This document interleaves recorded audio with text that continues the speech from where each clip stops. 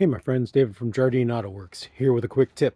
So I was just at the U-Pull-It yard, one of those 4-day weekend sales. Got a 6-liter out of a 2005 GMC Yukon Denali. This is a 4L60 transmission. I want to take the wiring harness off there so I can get it out of the way and just store the wiring harness until I'm ready for it. But there's a trick in getting this neutral safety switch. This is your transmission neutral safety switch on a 4L60. What you need to do, there's a little blue tab. Take that pin out. Right in the back here, you can kind of see a little opening.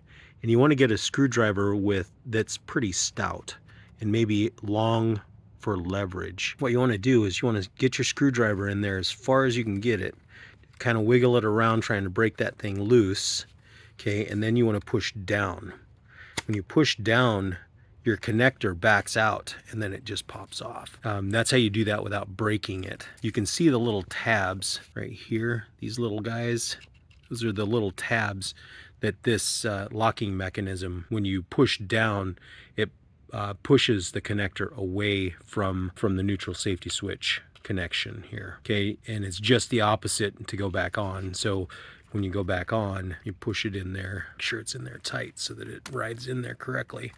But as soon as that locks, your connector's tight in there. All right, my friends, hopefully you found that helpful. If you did, please make sure and hit that like and subscribe and ring that bell so you're notified of all new videos when they come out. I'm David, thanks for watching, and we'll see you out there on Jardin Autoworks.